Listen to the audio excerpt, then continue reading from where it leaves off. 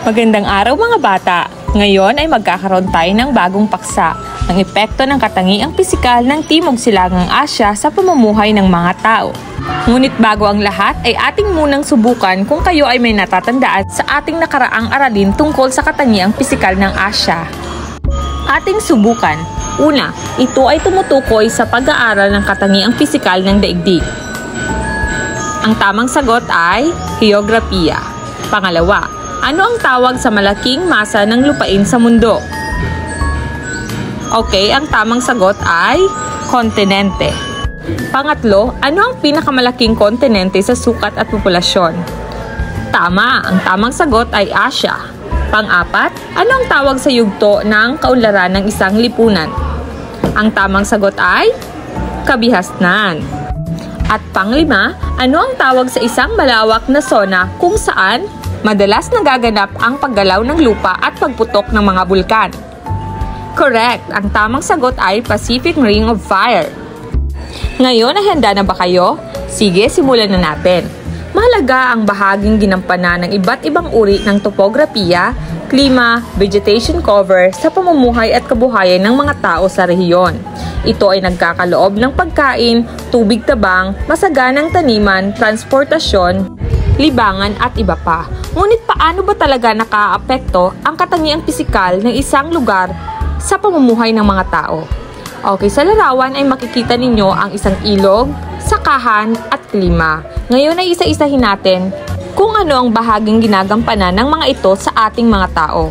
Una ay ang ilog. Ito ay sentro ng buhay ng milyong tao sa rehiyon.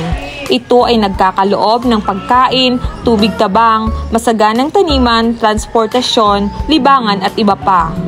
Ang mga lunas at tubig sa luran ng mga ilog na ito ay nagkakaloob din ng masaganang sakahan at produktibong pangisdaan na nakapagsusupply ng 80% proteinang pangangailangan ng mga tao sa rehiyon. Samantalang, ang lupaing sakahan naman sa rehiyon ay nagsisilbing tirahan ng maraming tao. Sa mga pook na ito, sinasaka ang maraming uri ng binhi ng palay at iba pang produktibong pagkain na kung saan ay sumusuporta sa napakalaking populasyon ng mga bansa sa rehiyon ng Timog Silangang Asya. Karaniwan ang pagsasaka sa wet rice paddies tulad ng sa Pilipinas. Ito ay nagiging sanhi ng permihang paninirahan na siyang nakabubuo ng pagsasama-sama ng mga magsasaka sa isang higit na maunlad na pamayanan. Dahil dito, nalilinang ang isang pagkakakilanlang uri ng buhay at tradisyon.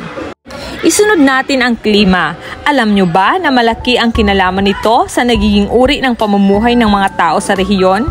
Palay ang pangunahing pananim sa rehiyon dahil ito ang angkop sa klima ng Timog Silangang Asya.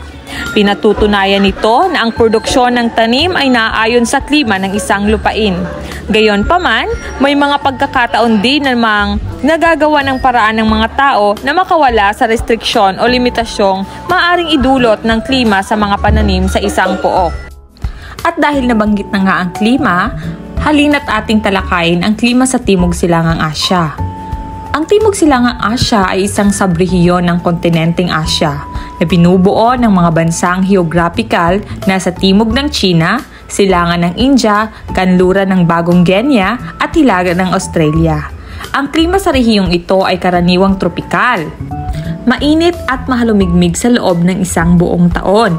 Ibig sabihin yan, class, ay sa loob ng isang taon ay nararanasan natin ang klimang mainit at minsan ay mahalumigmig naman.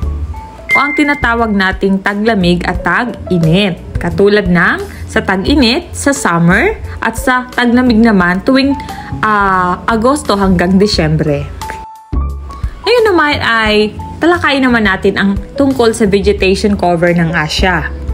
Anong ibig sabihin ng vegetation cover o vegetasyon?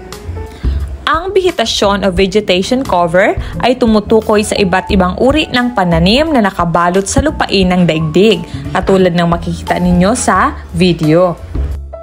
Ano nga kayang vegetation cover o mga vegetasyon ang nakapalibot o nakabalot sa Timog Silangang Asya? Okay, narito ang mga uri ng mga vegetasyon na nakabalot sa Timog Silangang Asya. Una ay ang kagubatang tropikal o ang tinatawag nating evergreen.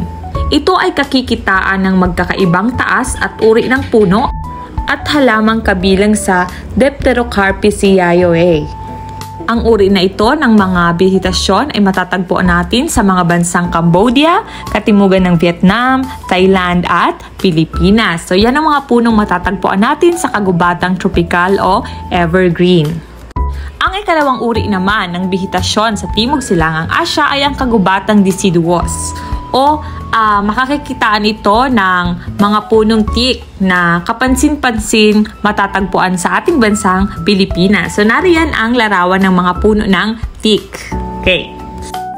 Ngayon naman ay talakayin natin ang epekto ng mga nabanggit sa pamumuhay ng mga tao.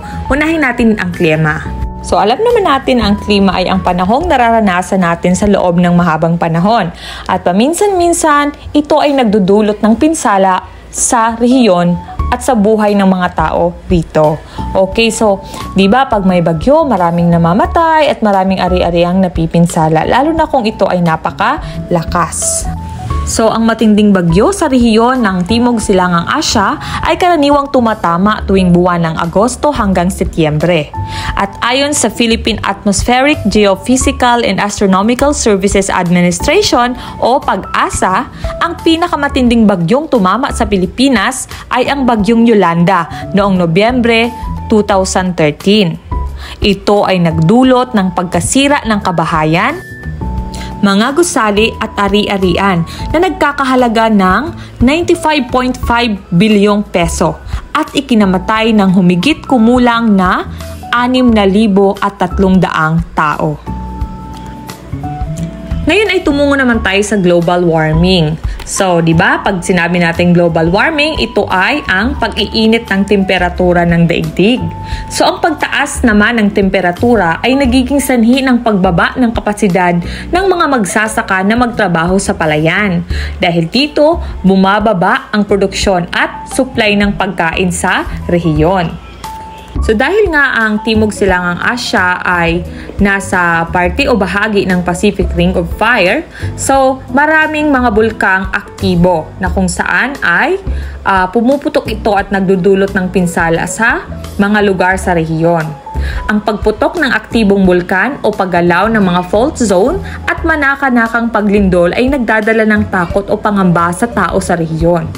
Ang matinding pagbuga ng mga bulkan, ng gas, abo, lava at bato ay nakakasira ng mga naninirahan, pananim at infrastruktura.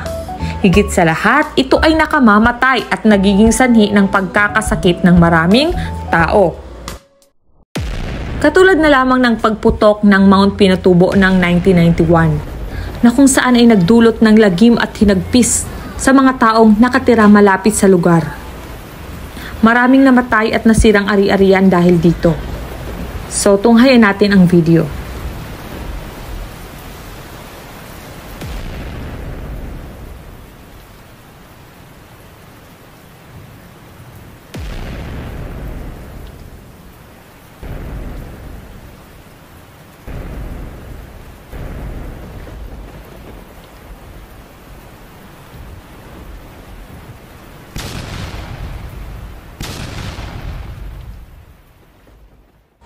Gayunpaman, ang mga material na mula sa bulkan ay pinagmumula ng matatabang lupa na makatutulong sa pagpoproduce ng higit na masaganang ani.